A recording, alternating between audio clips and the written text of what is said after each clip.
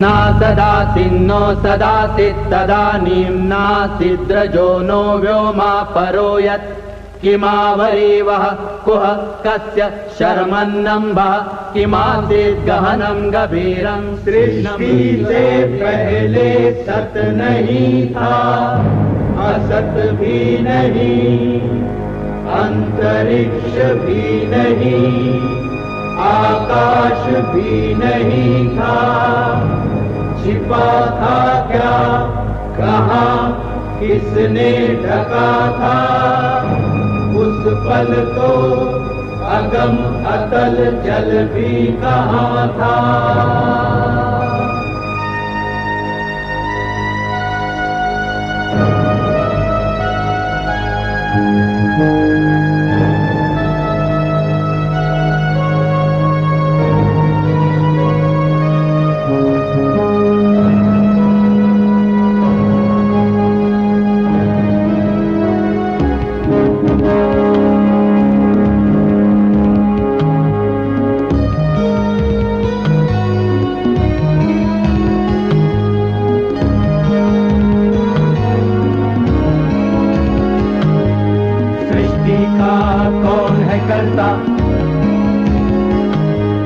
करता है वा अकर्ता,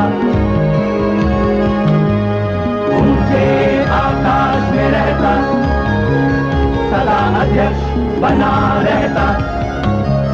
वही सचमुच में जानता या नहीं भी जानता है, किसी को नहीं पता, नहीं पता, नहीं है पता, नहीं है पता।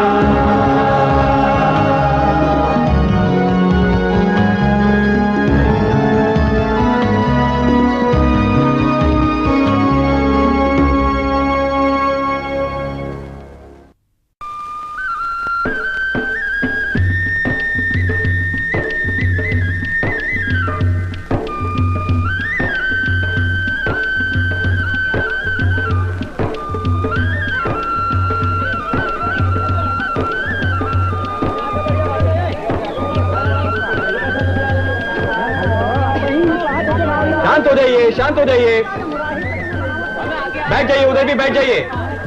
पंडित नेहरू आने ही वाले हैं। हाँ हाँ बैठिए।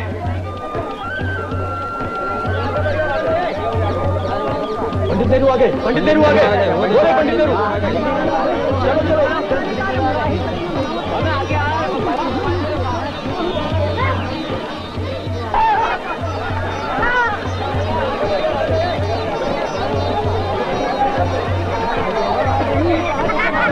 भारत माता की जय, भारत माता की जय, भारत माता की जय। पंडित नेहरू जिंदाबाद, पंडित नेहरू जिंदाबाद, पंडित नेहरू जिंदाबाद। भारत माता की जय, भारत माता की जय, भारत माता की जय, भारत माता की जय, भारत माता की जय, भारत माता की जय, भारत माता की जय।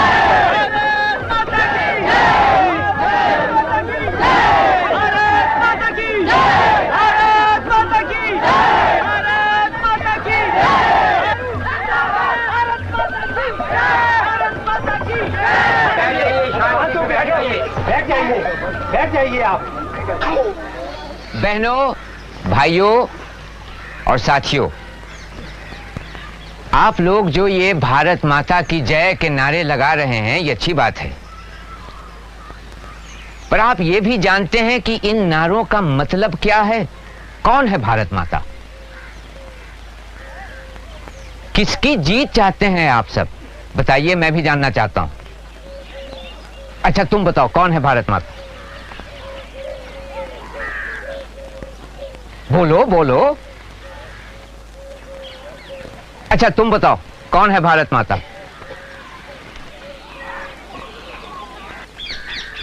आप लोगों को कम से कम इतना तो जानना ही चाहिए, किसकी जय? क्या है भारत माता? कभी देखा है आपने? पंडित जी, भारत माता मतलब ये धरती हमारी माता है। सिर्फ ये धरती या इस गांव की धरती या इस सूबे, इस इलाके की धरती? या सारा हिंदुस्तान? सारे हिंदुस्तान की धरती। सिर्फ धरती और कुछ नहीं? हिंदुस्तान की ये इतनी नदियां, पहाड़, ये सब नहीं? सभी हैं पंडित जी। ये नदियां, ये पहाड़, जंगल और हमारे ये खेत जो हमें अनाज देते हैं। इसके अलावा? इसके अलावा क्या? इसके अलावा भी कुछ ऐसा है जो इन सबसे अहम है। वो क्या? आप बताइए पंडित जी। भारत माता तो ये सब है ही। नदियां, पहाड़, खेत, पेड़, घने जंगल, समंदर, आसमान। पर मेरे या तुम्हारे बिना ये सब बेमतलब है। सबसे अहम है भारत की सरजमीन पर फैली आवाम, भारत के लोग। दरअसल अपने करोड़ों बेटे बेटियों से ही भारत मां की पहचान है। इसलिए उसकी जीत होगी आप सभी की जीत से। यानी कि देखा जाए तो आप सभी अपने आप में भारत माता हैं। भारत माता की जय! भारत माता की जय! भारत माता की जय! भारत माता की जय! भारत माता की जय! भारत माता की जय! 1930 के आसपास जब भी जेल से बाहर रहा, खासतौर से सन 36-37 के चुनावी दौरों के वक्त, मैं भारत के तमाम सूबों के गांव और शहर घुमा। ये यात्रा खुद मेरे लिए एक खोज थी। ऐसा लगता था हिंदुस्तान के लोग, हिंदुस्तान की धरती अपने पूरे फैलाव के साथ मेरे सामने है। हिंदुस्तान के बदलते रंग रूप मुझ पर छाने से लगे।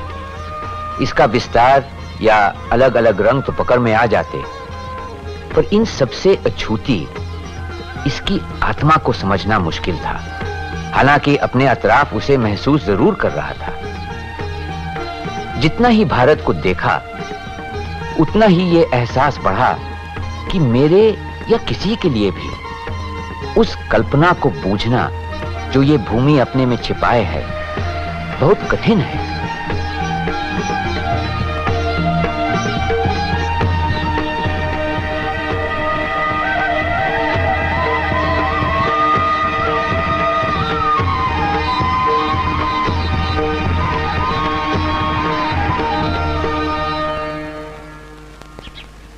कभी तो भारत मुझे एक ऐसे शिलालेख सा लगता जिस पर मुख्तलिफ ख्वाब और ख्याल की तहें एक पर एक जमी हुई हों। फिर भी किसी बाद की लिखी तह ने पहले से लिखी इबारत को न तो मुकम्मल तौर से मिटाया, न ही छिपाया। चाहे इनका गुमान भी न हो, फिर भी दिमाग के चेतन अचेतन हिस्सों में मौजूद सब रहता है, और इन्हीं सब ने मिलकर भारत के पेचीदा और भेद भरे वजूद को शक्ल दी है। हिंदुस्तान एक नक्शे और जोग्राफिये को छोड़कर क्या है? माजी में क्या पहचान थी इसकी?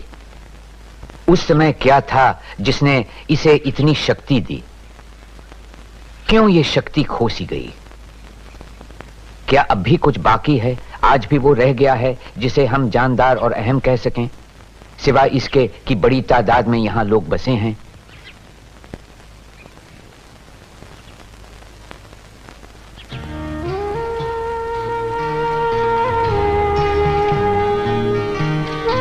तारीख में उन पुरानी और स्थिर तहजीबों के जवाल या अचानक खात्मे की कई मिसालें हैं, जिनकी जगह फिर नई और जानदार तहजीबों ने ली। क्या वो एक मार्मिक शक्ति है, एक अंदरूनी कुव्वत जो किसी तहजीब या कौम को जिंदा रखती है, जिसके बिना हर कोशिश बेकार सी लगती है, जैसे एक बूढ़ा जवान होने का स्वांग भर रहा हो? सिंधु घाटी सभ्यता भी अपने आप में एक भारतीय सभ्यता थी जो मौजूदा हिंदुस्तानी तहजीब का आधार बनी। कितनी हैरत की बात है कि कोई भी तहजीब इस तरह 5-6 हजार साल तक कायम रहे, वो भी किसी गतिहीन अर्थ में नहीं, क्योंकि भारत में विकास और बदलाव शुरू से आते रहे। ईरान, मिस्र, यूनान, चीन, अरब, मध्य एशिया और भूमध्य सागर के लोगों से भारत का संपर्क रहा। भारत की सभ्यता का बहाव इनसे प्रभावित हुआ, उसने इन्हें प्रभावित भी किया। मगर उसकी अपनी तहजीब की अलग ही पहचान रही। क्या है इस पहचान का राज? कहां से आई हम में इतनी सकत?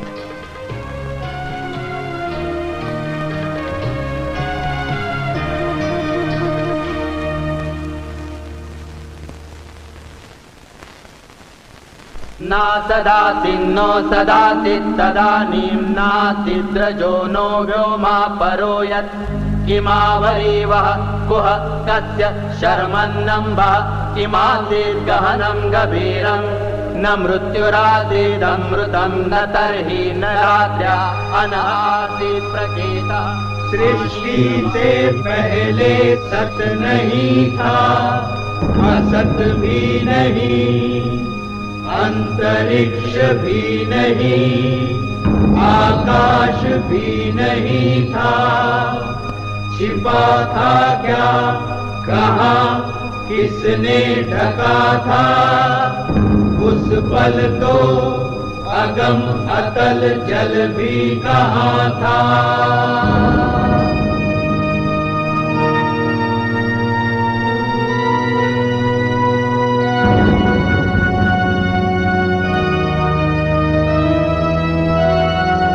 नहीं थी मृत्यु, थी अमरता भी नहीं, नहीं था दिन रात भी नहीं, हवा भी नहीं, सांस थी स्वयमेव फिर भी, नहीं था कोई कुछ भी, परम तत्व से अलग या परे भी।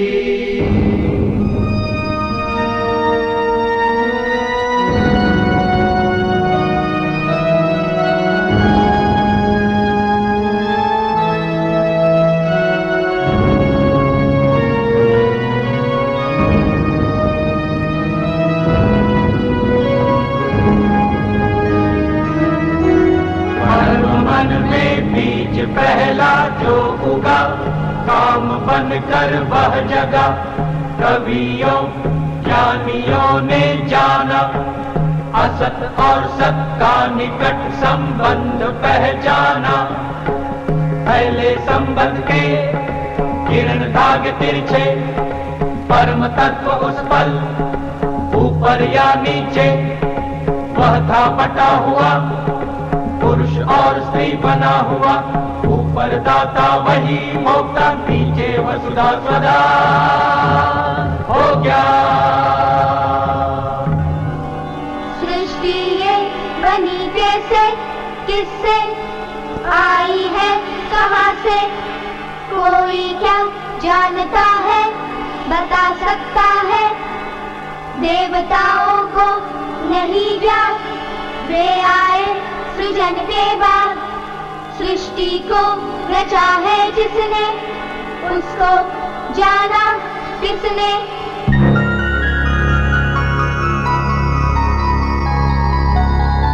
सृष्टि का काम है करता, करता है वह अकर्ता, ऊंचे आकाश में रहता, सदा अध्यक्ष बना रहता, वही सचमुच में जानता या नहीं भी जानता है, किसी को नहीं पता, नहीं पता, नहीं है पता।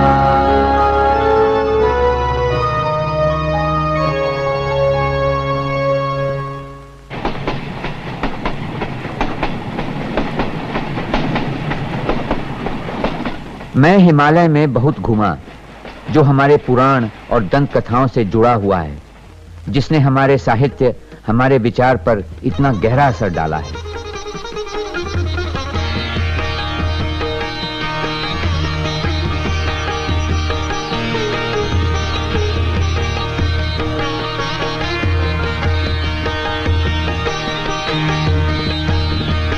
विशाल पर्वतों से मैदानों में बहने वाली नदियों ने भी मुझे लुभाया और हमारी तारीख के अनगिनत युगों की याद ताजा कराई। सिंधु, जिससे हमारे देश का नाम हिंदुस्तान पड़ा और जिसे पार कर हजारों बरसों से जातियां, फिरके, काफिले और फौजें यहां आती रहीं। ब्रह्मपुत्र जो तारीख की मूल धारा से कटा हुआ रहकर भी किस्से कहानियों में हमेशा जिंदा रहा है। ये उत्तर पूरब के पहाड़ों में गहरी दरारें बनाता हुआ, दंदनाता हुआ भारत में दाखिल होता है और फिर शांति से पहाड़ियों, जंगल भरे मैदानों में बहता है।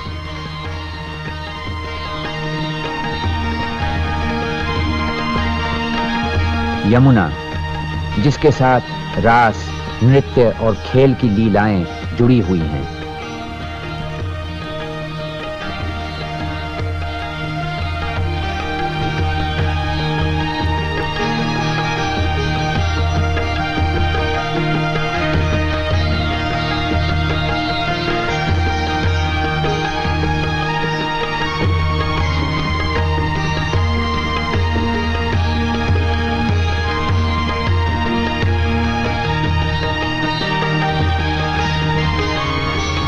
और गंगा, भारत की अपनी नदी, जिसने अपनी खूबसूरत धारा में हिंदुस्तान का दिल मोह लिया है, जो आदिकाल से न जाने कितने करोड़ों लोगों को अपने तट की ओर खींचती रही है।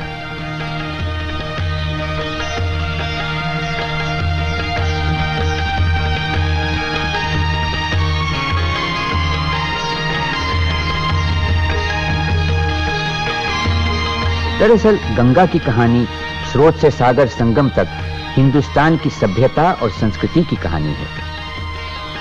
आदिकाल से वर्तमान तक उन साम्राज्यों के उत्थान और पतन की, विशाल शहर बसने और उजड़ने की, इंसान के साहसिक कारनामों और उस दिमागी खोज की जिसने भारत के विद्वानों को उकसाया। ऐश और इशरत, त्याग और संन्यास, उतार और चढ़ाव, विकास और विनाश की, जिंदगी और मौत की कहानी।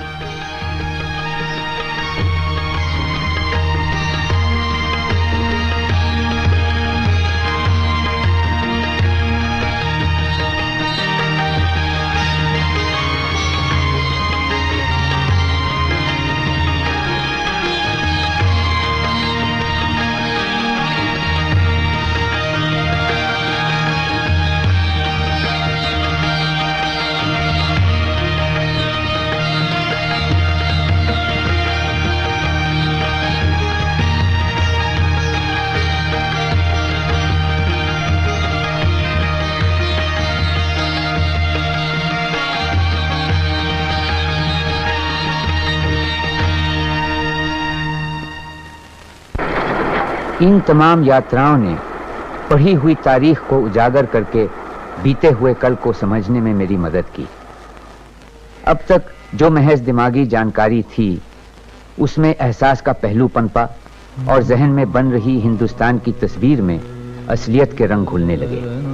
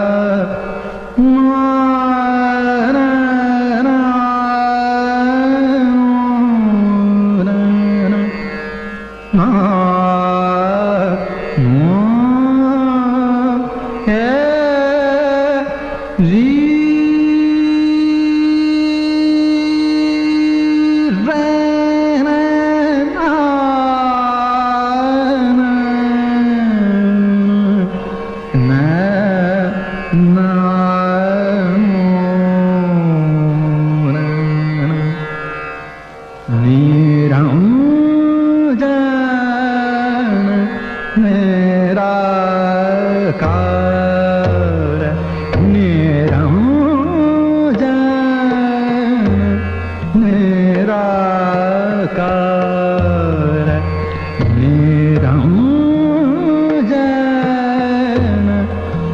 निराकार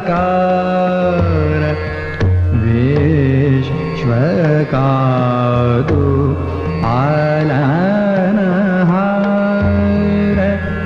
विश्व का तू पालनहार बजाता तो है बारंबार बजाता तो है बारंबार शरण शरण कर दूं नमो नित सकल संसार शरण शरण कर दूं नमो नित सकल संसार निरंजन निराकार निरंजन निराकार निराकार निरंजन निराकार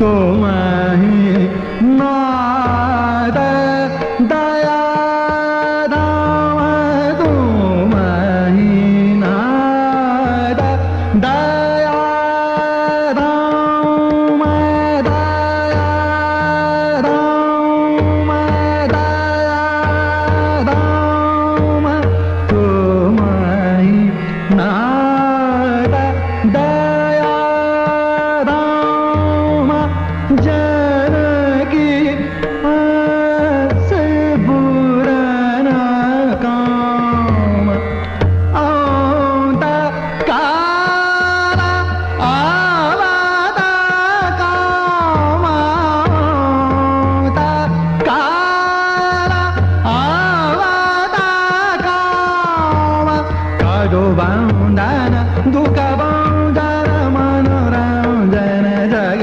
आधार काजो बंधन दुख बंधन मनोरंजन जग आधार निरंजन निराकार निरंजन निराकार निराकार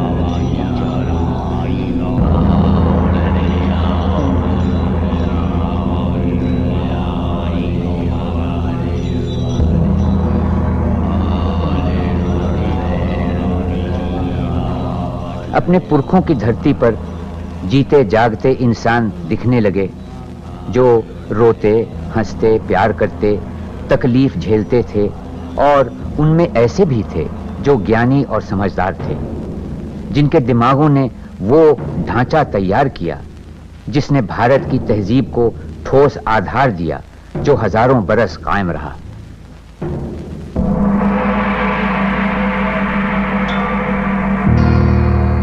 बनारस के नजदीक सारनाथ में गौतम बुद्ध को अपना पहला उपदेश देते हुए मानो अपने सामने देख रहा हूं, और उनके शब्द जैसे 2500 साल की दूरी से गूंजकर मुझ तक पहुंच रहे हैं। भिक्षुओं, जन्म दुख है, मरण दुख है, जरा दुख है, रोग दुख है। दुख देती अप्रिय की संगत, दुख मनुष्य का आर्य सत्य है। दुख की जड़ है इच्छा, तृष्णा। सुख की चाहत तृष्णा, तृष्णा। स्वर्ग कामना तृष्णा, तृष्णा। मरकर भी बाकी है तृष्णा। तृष्णा ही पापों की माता। तृष्णा मानव आर्य सत्य है। काम तृप्ति भी मोक्ष नहीं है। देह सुखाना मोक्ष नहीं है। तृष्णा छोड़ो, तृष्णा तोड़ो। मोक्ष प्राप्ति की राह यही है, यही सत्य, निर्वाण यही है।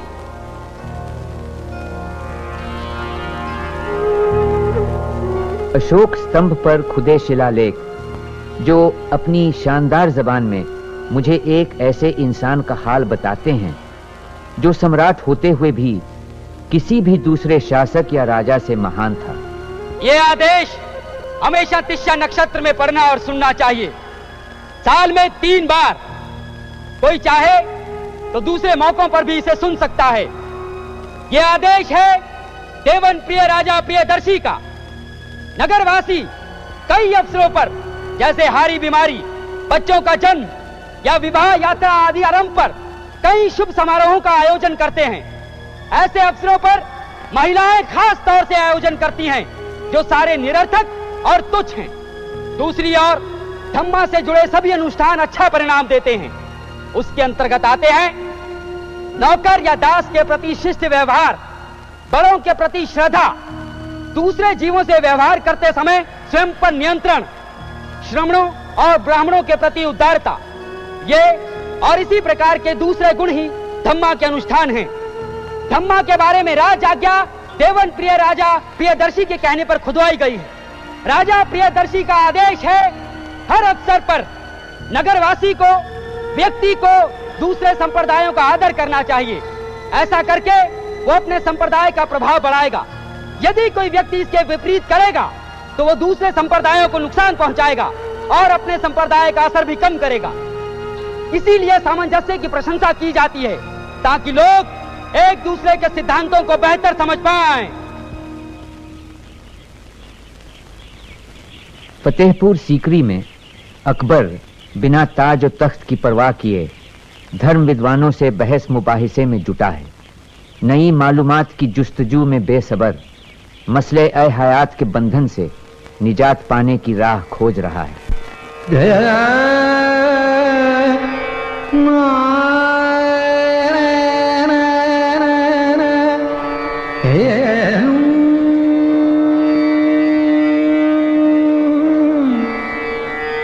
घाटा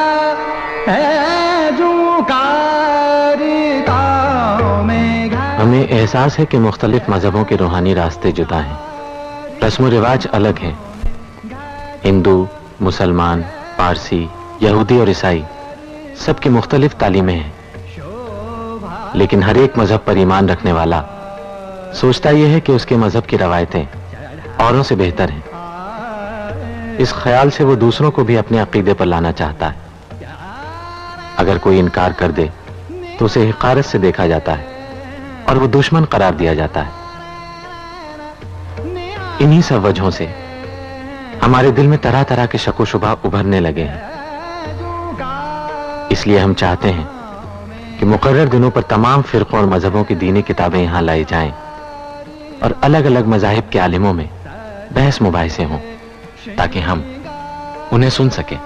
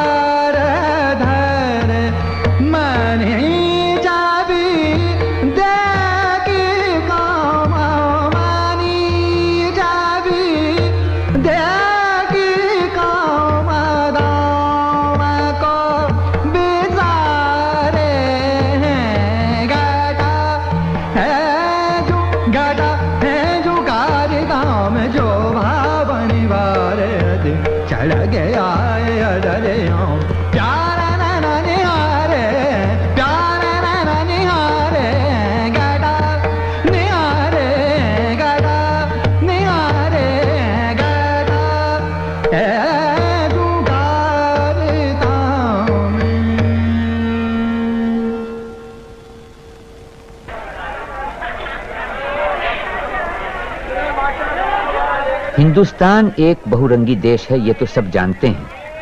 एक जाहिर सी बात है जो हर एक देख सकता है। फर्क ऊपरी ठाट बाट और रहन सहन में भी दिखाई देते हैं, आदत और सोचने के ढंग में भी। मजहब बदलने से भी तब्दीलियां आई हैं, पर जो तर्ज जिंदगी किसी खास इलाके की पहचान मानी जाती है, उसमें फिर भी इतनी तब्दीलियां नहीं आई।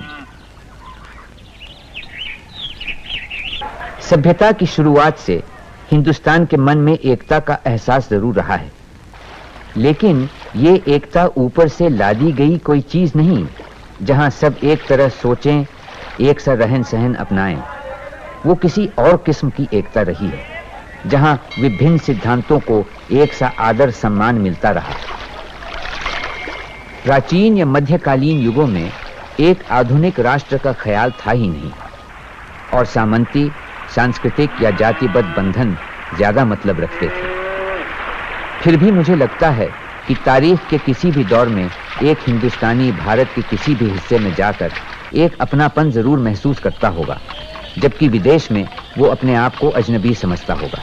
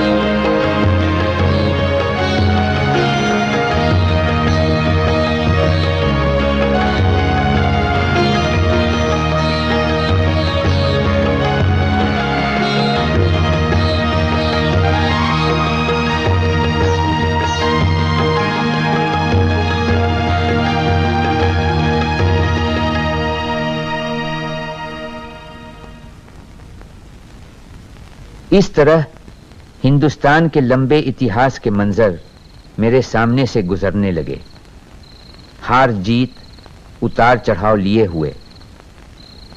कितनी अनोखी है ये परंपरा जो तारीख के 5000 साल से गुजरकर चली आ रही है।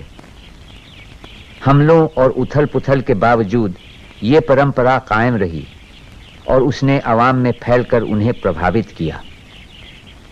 और फिर इतिहास का कारवां दुख भरे वर्तमान पर आकर रुक गया।